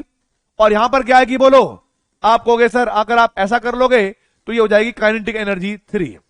अब जरा देखो, जब आप वाई एक्सिस के अकॉर्डिंग नीचे से ऊपर की तरफ जाते हो तो बेटा जी आपकी आंख खुली होनी चाहिए और तुम्हें पता होगा सर, साफ साफ पता लग रहा है कि ये मैग्नीट्यूड बड़ा होगा, तो काइनेटिक एनर्जी जो 3 है ये ज्यादा है, फिर काइनेटिक एनर्जी क्या है? 2 ज्यादा है, और सबसे कम है काइनेटिक एनर्जी 1। अगर इस ऑर्डर में देखा जाए, आपको ये फॉर्मूला याद आ जाएगा जो मैंने बताया कि काइनेटिक एनर्जी टेम्परेचर के बढ़ने पर बढ़ती है और टेम्परेचर घटने पर कम होती है। इससे यह भी तो पता लग गया कि यहां पर अगर काइनेटिक एनर्जी बढ़ी है इस दिन थर्ड वाले एक्सपेरिमेंट में, तो इस दिन टेम्परेचर भी ज्यादा रहा होगा। यहां पर टेम्परेचर जो T3 होगा ना बेटा जी, वो हाई होगा, फिर T2 और फिर T1, फिर क्या होगा? T1। प्लीज समझिएगा इस बात को। आप कहेंगे सर बिल्कुल ये बात हम मान लेंगे, आपकी जान गए हम ये बात। मैंने कहा ठीक है, ये ग्राफ के ऊपर क्वेश्चन ऐसे बन सकते हैं। आगे देखो, मैंने एक और ग्राफ बनाया। क्या बनाया? मैंने बोला कि kinetic energy, intensity of light, intensity of light क्या ग्राफ आएगा? आप कहोगे सर कांस्टेंट। क्या आएगा? Constant. Kinetic energy intensity of light पर डिपेंड नहीं करती। ठीक है, नहीं करती, मान लिया करती नहीं, तो ये कांस्टेंट लिख दिया। तो कांस्टेंट सिर्फ यही नहीं है, अरे कांस्टेंट तो मेरे बच्चों ये भी हो सकता है ना, कांस्टेंट तो मेरे बच्चों ये भी हो सकता है ना। कौन सा कांस्टेंट? आप कहोगे सर होने को तो तीनों हो सकते हैं, लेकिन अलग अलग टेम्परेचर पे। यदि आप कहें कि यहां पर टेम्परेचर इस दिन T1 था, इस दिन टेम्परेचर T2 था और इस दिन टेम्परेचर T3 था, तीनों के तीनों करेक्ट ग्राफ हैं, तीनों के तीनों करेक्ट ग्राफ है, क्योंकि मुझे पता है कि भाई kinetic energy intensity of light पर क्या रहेगी, कोई डिपेंड नहीं करेगी, उसको मैंने कांस्टेंट मान लिया। पर मुझे इतना तो पता है ना, इस दिन इस वाले पॉइंट से अगर मैं यहां तक देखूंगा तो उसको कहीं ना कहीं काइनेटिक एनर्जी 1 समझ लूंगा। इसको मैं मानूंगा कि इस दिन काइनेटिक एनर्जी 2 रही होगी और इस दिन काइनेटिक एनर्जी 3 रही होगी, ज्यादा रही। क्या रिलेशन है काइनेटिक एनर्जी और टेम्परेचर में? डायरेक्टली प्रोपोर्शनल है। अब डायरेक्टली प्रोपोर्शनल तो यार ये मैग्नीट्यूड ज्यादा है, ये मैग्नीट्यूड ज्यादा है तो इसकी टेम्परेचर भी ज्यादा होगी। तो ये बात कंफर्म हो गई सर कि भाई यहां पर T3 जो होगा वो ज्यादा, फिर T2 और T1। बात समझ में आई? इतना फोटो इलेक्ट्रिक इफेक्ट सीख लिया ग्राफ के हिसाब से, ठीक है, वर्क फंक्शन सीख लिया क्या होता है, काइनेटिक एनर्जी सीख ली क्या होती है, और इजेक्टेड इलेक्ट्रॉन का वेलोसिटी कैसे कैलकुलेट करते हैं वो सीख लिया क्या होता है। आने वाली सनलाइट मेटल में पड़ती है, उसको हीट सप्लाई करती है, इलेक्ट्रॉन निकलता है, फिर बाहर निकलता है, इस फिनोमिना को फोटो इलेक्ट्रिक इफेक्ट कहते हैं। ये बात समझ ली? बोलो बोलो। आप कहोगे सर क्लियर, आप कहोगे सर ये क्लियर हो गया हमारे। क्या अब हम सक्षम हैं, क्या हम सक्षम हैं कोई भी क्वेश्चन करने के लिए? मैं कह रहा हूं बेटा जी आग लगा देना, आज के बाद कोई भी किताब अगर आपको क्वेश्चन ना हो, हर एक टास्क बताऊंगा। पर एक और मैं आपको बताना चाहता हूं, एक और पॉइंट जो इसका मेन रह गया, स्टॉपिंग पोटेंशियल। स्टॉपिंग पोटेंशियल क्या होता है जरा समझिएगा। स्टॉपिंग पोटेंशियल जैसे मेरे अंदर पोटेंशियल है, पावर है, उधर से मान लीजिए कोई इलेक्ट्रॉन आ रहा है, या मान लीजिए राजवंश सर को आप मान लीजिए कि वो इलेक्ट्रॉन है, वो पूरी तेज भागे आ रहे हैं, और जब जब राजवंश सर चलेंगे यानी इलेक्ट्रॉन चलेगा तो आप समझ सकते हैं कि भाई जो आपके पास सर्किट है उसमें चार्ज ट्रेवल कर रहा है। चार्ज ट्रेवल कर रहा है तो मतलब करंट चल रहा है, राइट। तो मुझे एक ऐसा पोटेंशियल अप्लाई करना पड़ेगा जो वो चार्ज रुक जाए, जो वो चार्ज रुक जाए। अगर वो चार्ज ट्रेवल करना रुक जाएगा तो करंट का फ्लो होना बंद हो जाएगा सर्किट में, राइट। और उसी पोटेंशियल को यानी उसी मिनिमम पोटेंशियल को रोकने के लिए जो हमें चाहिए होता है स्टॉपिंग पोटेंशियल कहते हैं। उधर से राजवंश सर आ रहे हैं, भागे भागे भागे भागे, ओए चुप, अब भागना नहीं है। वो कह रहा है ओके मैं नहीं भागूंगा, ठीक है। तो यहां पर क्या हो गया, the minimum potential at which the photo electric effect becomes zero. Photo electric effect zero कब होगा? जब इलेक्ट्रॉन नहीं निकलेंगे, जब इलेक्ट्रॉन ट्रेवल नहीं करेंगे। बात समझ में आई कि नहीं आई? बोलो यार। आप कहोगे सर बिल्कुल, उन इलेक्ट्रॉन का फ्लो अगर नहीं होगा तो सर्किट में करंट नहीं चलेगा, सर्किट में करंट नहीं चलेगा तो मतलब सीधी सी बात है कि जो भी मिनिमम पोटेंशियल की जरूरत पड़ी होगी ऐसा करने के लिए, उसको हम क्या कहेंगे? Stopping potential. और वो होती है वोल्टेज। क्या होती है वो? वोल्टेज। तो मैं आपको एक बात बताना चाहता हूं, अगर वो कभी भी कैलकुलेट करना पड़ जाए, अगर वो कभी भी कैलकुलेट करना पड़ जाए तो वो इक्विवेलेंट होता है किसके? Stopping potential. ऐसे लिखा मैंने VSP, वो किसके इक्विवेलेंट होगा? भाई मान लो कोई आपके पास आ रहा है, पूरी चार्ज भागा हुआ भागा हुआ भागा हुआ, आप उसको रोक दें तो एक तरह से क्या होगा कि आपका पोटेंशियल उसकी काइनेटिक एनर्जी के बराबर होना चाहिए। देखिए आपका पोटेंशियल उसकी काइनेटिक एनर्जी के बराबर होना चाहिए। तो ये जो स्टॉपिंग पोटेंशियल होगा ये कहीं ना कहीं काइनेटिक एनर्जी के इक्विवेलेंट होता है। अब जरा देखो बेटा, राइट हैंड साइड जूल है, लेफ्ट हैंड साइड क्या है? वोल्टेज, वोल्ट है। दोनों को इक्विवेलेंट करें तो क्या करना पड़ेगा? आप कहोगे सर आप ऐसा कर लीजिएगा, आप ऐसा कर लीजिएगा कि इस वोल्टेज को आप चार्ज से मल्टीप्लाई कर दीजिए। किससे मल्टीप्लाई कर दीजिए? Q चार्ज से मल्टीप्लाई कर दीजिएगा तो रिलेशन आ गया। और यदि आपको स्टॉपिंग पोटेंशियल कभी कैलकुलेट करना हो तो आप kinetic energy divide by charge करना बेटा जी। चार्ज का मतलब क्या होगा? चार्ज ऑफ पार्टिकल यानी इलेक्ट्रॉन 1.6 इंटू 10 की पावर माइनस के 19 गुलाम वैल्यू रखोगे, स्टॉपिंग पोटेंशियल कैलकुलेट कर लोगे। और आप सुनो, ये एक कंडीशन है, ये एक कंडीशन है। अब मैं लास्ट की कंडीशन बता रहा हूं। अगर आप लोगों ने कंडीशन समझ ली सारी की सारी, और फिर मैं आपको रिवाइज भी कराऊंगा, ठीक है भाई, क्या क्या बात पे ध्यान देना है, ठीक है। फिर मैं आपको कहूंगा कि अब धरती पे कोई भी किताब उठा लो, कहीं से कोई मॉड्यूल उठा लो, और फिर मैं आपको कहूंगा कि चल अब लगा के देख क्वेश्चन होंगे कि नहीं होंगे। समटाइम्स क्या होगा, समटाइम्स क्या होगा, जरा देखिए। वो ये कहेगा आपके पास एक गैस का मिक्सचर होगा, चाहे मान लीजिए गैस मेरे पास Cl2 है, इसको आप कहेंगे ClCl। क्वेश्चन बिल्कुल फोटो इलेक्ट्रिक इफेक्ट जैसा ही होगा।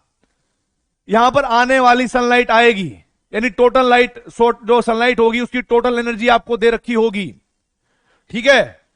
और इन बॉन्ड को तोड़ने के लिए हमें एक बॉन्ड डिसोसिएशन एनर्जी की रिक्वायरमेंट होगी, जो कि क्वेश्चन में ऑलरेडी दे रखा होगा। अगर यह अमाउंट ज्यादा हुई बॉन्ड डिसोसिएशन एनर्जी से, तो बचा हुआ भाग किसमें कन्वर्ट होगा, काइनेटिक एनर्जी में। यह बात ध्यान रखना है, बचा हुआ भाग किसमें कन्वर्ट होगा, काइनेटिक एनर्जी में। तो कभी आपको जब ऐसा करो, इसके लिए भी आप फोटो इलेक्ट्रिक इफेक्ट की हेल्प लो, तो आप ऐसे लिखेंगे ई टोटल बराबर ई थ्रेशोल्ड। ई थ्रेशोल्ड का मतलब क्या होता है भाई, कि भाई जो बॉन्ड डिसोसिएशन एनर्जी और प्लस के काइनेटिक एनर्जी। मैं आपको इसलिए हिंट दे रहा हूं क्योंकि ऐसे क्वेश्चन मैंने बहुत सारी बुकों में देखे हैं, और जब आप वहां पर नॉर्मल फोटो इलेक्ट्रिक इफेक्ट लगाते हो ना, तो वो क्वेश्चन तुमसे बनते नहीं है। ये बात मैं जानता हूं, ठीक है, लेकिन मैं तो कहीं छोड़ूंगा नहीं। मैं तो बेटा मूड बना के आया हूं कि तुम्हारा आईटी पार लगवाना ही लगवाना है। अब तो तुम्हारे ऊपर डिपेंड करेगा कि तुम कितना इनपुट लेते हो उसका, और कितना मुझे आउटपुट देते हो। जरा देखो, टोटल एनर्जी दे रखी होगी एच न्यू, फ्रीक्वेंसी, थ्रेशोल्ड, यानी थ्रेशोल्ड की जगह पर हम बीडीएस यानी बॉन्ड डिसोसिएशन एनर्जी भी कह सकते हैं, क्योंकि बॉन्ड डिसोसिएशन एनर्जी भी मिनिमम चाहिए हमें बॉन्ड तोड़ने के लिए। अगर कोई आपके पास गैस है Cl2, टूटने के बाद कितने पार्टिकल में टूटेगी, कि सर एक Cl2 2 Cl में टूटा, तो वहां पर भी आप क्या लिखेंगे, प्लस 2 में काइनेटिक एनर्जी। अगर आपके पास कोई तीसरी गैस है, मान लो ट्राई एटॉमिक, जैसे मान लेता हूं मैं कोई ओजोन O3 होती है ना, O3, अगर वो हुई तो आप सनलाइट डालेंगे, आप उसका वर्क फंक्शन या बॉन्ड डिसोसिएशन एनर्जी लिखेंगे, प्लस काइनेटिक एनर्जी का पर आप 3C लिख देना। जितने भी एटम में वो टूटेगी बाद में, आप ये वाला फॉलो कर लेना इक्वेशन। अगर आपने फॉलो करनी आ गई इक्वेशन, ठीक है, तो मैं अब आपको एक बात बोलूं, अब मैं चैलेंज करता हूं कि एक भी क्वेश्चन ऐसा नहीं होगा फोटो इलेक्ट्रिक इफेक्ट का जो आप ना कर सको। ये मेरी गारंटी है, कसम पूरी दे रहा हूं, कसम एकदम। जरा देखो पहले क्या कह रहा है, हर एक क्वेश्चन करवाऊंगा तुमसे ही मैं, ठीक है, ये बात देख लेना। The minimum energy required to overcome the attractive force electron and surface of AG metal is इतना जूल। एक बात बताओ बेटा, जो मिनिमम एनर्जी चाहिए होती है सिल्वर के शीट से इलेक्ट्रॉन को निकालने के लिए, उसके सरफेस से इलेक्ट्रॉन निकालने के लिए, वो उन्होंने दे रखी है कितनी, 7.52 इंटू 10⁻19 जूल। देख लो ध्यान से, देख लो, 7.52 into 10⁻19 joule. Calculate maximum kinetic energy of electron ejected out from Ag which is being exposed to UV light of lambda 360 angstrom. कि उसको उस लाइट में एक्सपोज किया गया, रखा गया, खोल के रखा गया, जहां पर यूवी लाइट डाली गई और उनका वेवलेंथ था 360 एंगस्ट्रॉम। बताइए यार, क्लियर है? क्या फॉर्मूला जानते हैं हम लोग? हम जानते हैं sir, according to photo electric effect. जरा देखिए, जो ई टोटल है वो बराबर होगी E threshold, E naught TH के बराबर, और प्लस के काइनेटिक एनर्जी के बराबर। मुझे काइनेटिक एनर्जी कैलकुलेट करनी पड़ेगी, उसने बोला है। ETH को मैं कैसे लिख सकता हूं? हम लोग जानते हैं कि वो बराबर होती है H न्यू के बराबर, ठीक है भाई। और या आप लोग जानते हो कि न्यू किसके बराबर होती है? C बाय लैम्डा के बराबर। तो इस न्यू की जगह पर मैं क्या लिख सकता हूं? C by lambda. तो मैं यहां पर क्या लिखूंगा? H C by lambda equals to ETH हमें दे रखी है कितनी? 7.52 इंटू में 10⁻⁻19 plus kinetic energy.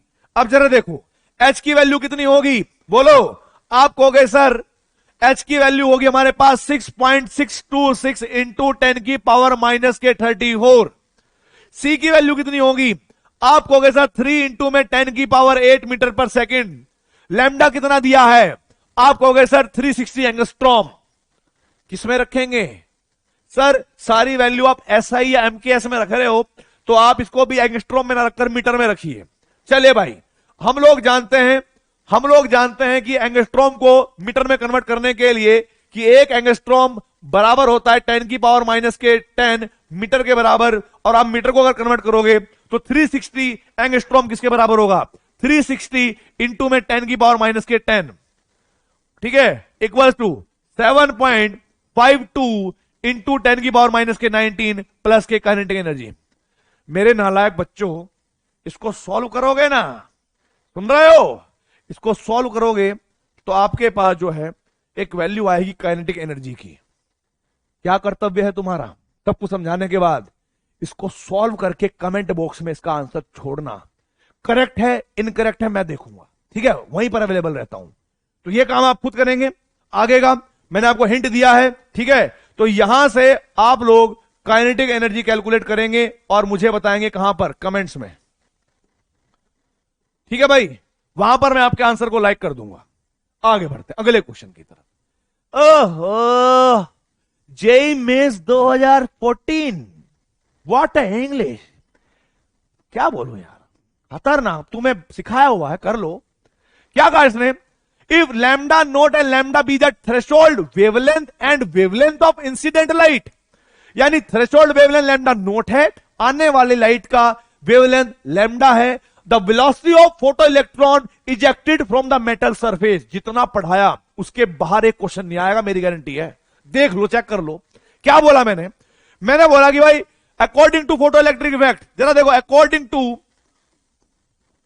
Photo electric effect, याद होता है किसी को? कोई बात नहीं है, यहां से कैलकुलेट कर लेना। क्या बोला है मैंने आपको कि भाई जो आपके पास ई टोटल है वो बराबर होती है थ्रेशोल्ड एनर्जी के बराबर या तो वर्क फंक्शन के बराबर और प्लस के काइनेटिक एनर्जी के बराबर। ये हम जानते हैं कि भाई एच सी बाय लैम्डा होगी वेवलेंथ की फॉर्म में, और ये होगा H C by lambda naught, और हमसे पूछा गया वेलोसिटी, तो ये हो जाएगा 1/2 mv²। होगा कि नहीं? आप कहोगे सर बिल्कुल होगा। आगे देखो, आगे देखो, काहे वेट कर रहे हो? इधर देखो, इधर अगर मैं यहां पर कहूं कि भाई 1/2 mv², 1/2 mv² बराबर, इनमें इसको मैं इधर लेके चला गया तो क्या होगा?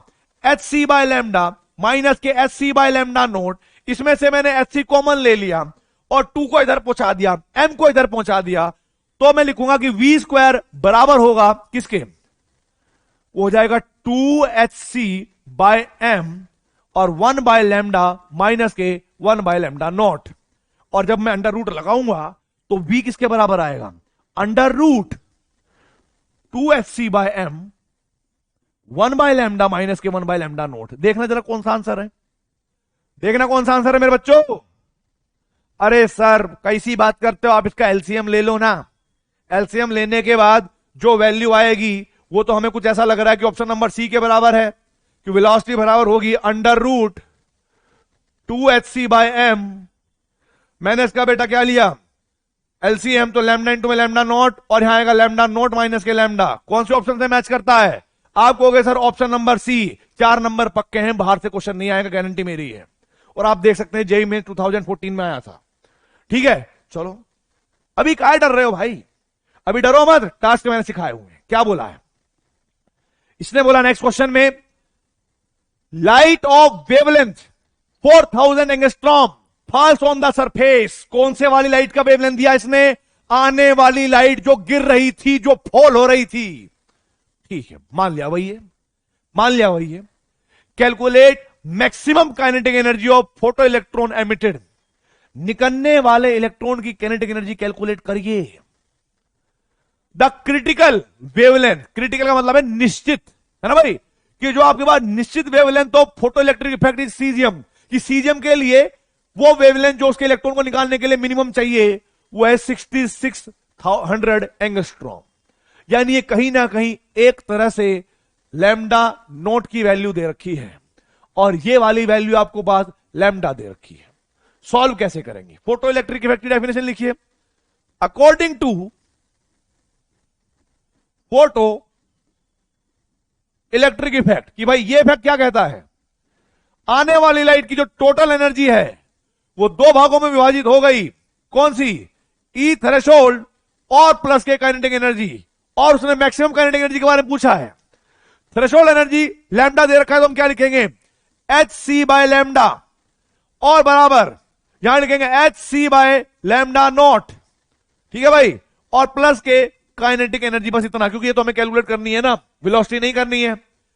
तो काइनेटिक एनर्जी किसके बराबर होगी मेरे बच्चों, आप कहोगे सर काइनेटिक एनर्जी तो बड़ी सिंपल है, एच सी हमने कॉमन ले लिया है, H C by lambda minus के H C by lambda naught. अगर मैं यहां पर एच सी कॉमन ले लूं, अगर मैं एच सी कॉमन ले लूं मेरे बच्चों, तो क्या होगा, आप कहोगे सर काइनेटिक एनर्जी बराबर होगी,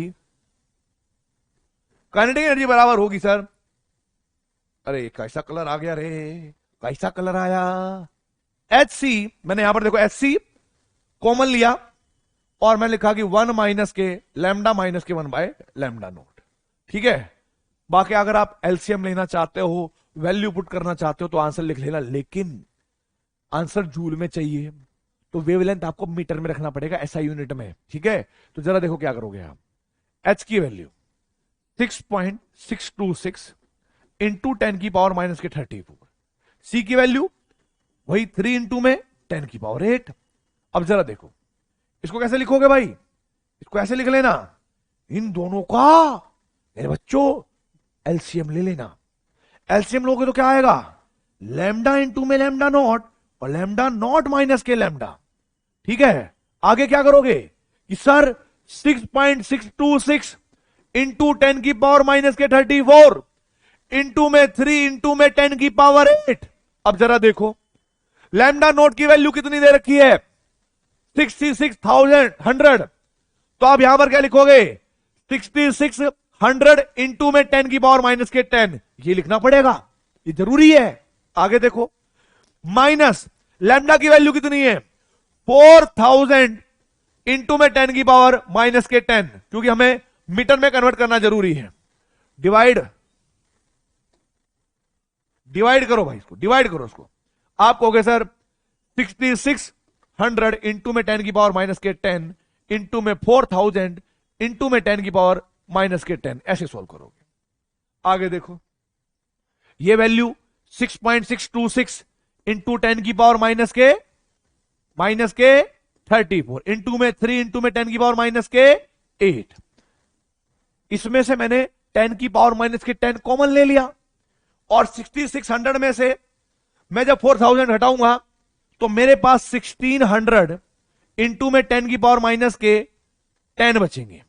नीचे क्या होगा, 66 इंटू में 4000 ऐसे लिख दिया, और इधर 10 की पावर माइनस के 20 हो जाए, क्योंकि ये दोनों बेस सेम है तो ऑर्डर पावर। अब जरा देखो यार आसान है, क्या बोलूं मैं आपको, देखो 1 0 1 0 1 0 1 0 ऐसे काट दो, ठीक है। और अब आप इसको सॉल्व करोगे तो निकल ही जाएगा, 4 का टेबल आना चाहिए आपको, 4 का टेबल निकाल लेना, इन पावर को 10 की पावर माइनस 10 है ना, यहां पर 10 की पावर माइनस 20 से 10 की पावर माइनस 10 रह जाएंगी, उसको आगे भी सॉल्व कर लेना तो आपके पास आंसर आ जाएगा। मैं क्या बोलूं यार, आप इतनी सिंपल है, अब कैलकुलेशन टफ नहीं है, मैं आपको बता देता हूं, डरना बिल्कुल नहीं है, बड़ा सिंपल क्वेश्चन था, बस आपको रूल फॉलो करने हैं, वैल्यू पुट करनी है और आंसर निकालना है, और आंसर निकालने के बाद चैट बॉक्स में कमेंट बॉक्स में लिख देना है, आई विल चेक देयर, ठीक है। चलिए आगे बढ़ते हैं। जेईई मेंस 2019, क्या लगता था तुम्हें कि हर सर आएंगे पीवाईक्यू नहीं कराएंगे, अरे कराएंगे, एक क्वेश्चन नहीं छोड़ूंगा, एक क्वेश्चन नहीं छोड़ूंगा टॉपिक से रिलेटेड। इधर देखो क्या लिखा है, what is the work function, ओ भाई साहब वर्क फंक्शन पूछ लिया, of the metal if the light of wavelength 4000 generate photo electrons of velocity भी दे रखी है 6 इंटू में 10 की पावर 5 मीटर पर second from it, mass of electron दिया हुआ है 9.1 ना यूज करके, यही वाला रखना है, क्योंकि जब किसी क्वेश्चन में कोई वैल्यू दे रखी होती है तो उसी को रखते हैं, उसी को रखने से हमारे पास ये 4 ऑप्शन मैच होते हैं। वेलोसिटी ऑफ लाइट दे रखी है 3 इंटू में 10 की पावर 8, भाई साहब सब दिया हुआ है, प्लैंक कांस्टेंट की वैल्यू दे रखी है 6.626 इंटू 10 की power minus 34 joule second. Charge of electron दे रखा है 1.6 इंटू 10 की पावर माइनस के 19 जूल। हाँ, जूल इलेक्ट्रॉन वोल्ट का मतलब कुलाम ही होता है मेरे बच्चों, ठीक है। जरा देखिए, अब जरा देखो मेरे बच्चों, सबसे पहले क्या करना है आपको, वर्क फंक्शन कैलकुलेट करना है।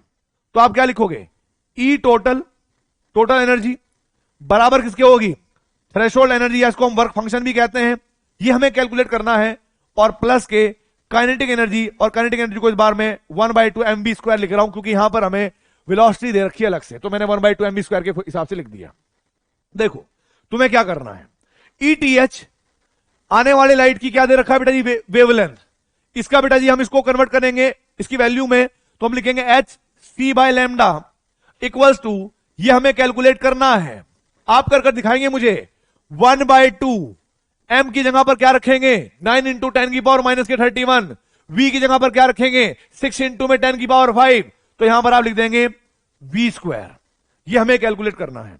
अब मैं आपको बताऊं h की वैल्यू किस में रखोगे, देखो h की वैल्यू किस में रखोगे 6.626 इंटू 10 की पावर माइनस के 34, t की वैल्यू 3 इंटू में 10 की पावर 8, वेवलेंथ क्या दिया हुआ है आपको 4000 एंगस्ट्रॉम, मीटर में कन्वर्ट करेंगे तो क्या लिखेंगे 4000 इंटू में 10 की पावर माइनस के 10, इधर लिखेंगे क्या ETH प्लस 1/2, m क्या है, m कहोगे आप सर 9 इंटू में 10 की पावर माइनस के 31, वेलोसिटी का स्क्वायर करना है, 6 इंटू में 10 की पावर माइनस 5 का स्क्वायर कर देना मेरे बच्चों, ठीक है, 6 इंटू में 10 की पावर माइनस के 5 स्क्वायर कर देना। और जरा देखो भाई, जरा देखो इधर, ये हमने स्क्वायर कर दिया है, तो इस इक्वेशन से सॉल्व करना है आपको, सब कुछ सॉल्व, ये वाली वैल्यू निकलेगी, और ये जो भी वैल्यू निकलेगी ETH, इसको वर्क फंक्शन कहेंगे, ये कोई भी वैल्यू निकालेंगे इसको सॉल्व करने के बाद, ये निकलेगी जूल में, ध्यान रखना है जूल में। जूल को अगर इलेक्ट्रॉन वोल्ट में कन्वर्ट करना हो, जूल को अगर इलेक्ट्रॉन वोल्ट में कन्वर्ट करना हो तो इलेक्ट्रॉन के चार्ज से डिवाइड करते हैं, या वोल्ट को अगर जूल में कन्वर्ट करना हो तो ई से मल्टीप्लाई करते हैं, ठीक है।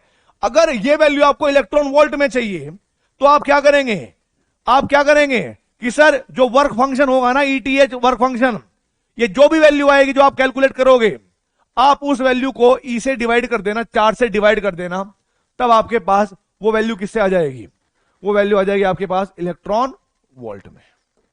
चाहे आप इसका यूज कर लो, इस रिलेशन में देखना कि चार्ज ऑफ इलेक्ट्रॉन दे रखा है 1.6 इंटू 10 की पावर माइनस की 19 जूल इलेक्ट्रॉन वोल्ट, तो जूल अगर वैल्यू रखोगे वोल्ट पा जाओगे, ठीक है भाई। तो या फिर सिंपल तरीका यह है कि इसकी यूज ना करके, मैंने आपको एक बात बताई हुई है कि कोई भी वैल्यू को जूल में कन्वर्ट करना है तो वोल्टेज को ई से मल्टीप्लाई करना है, यानी चार्ज ऑफ इलेक्ट्रॉन से मल्टीप्लाई कर देना है।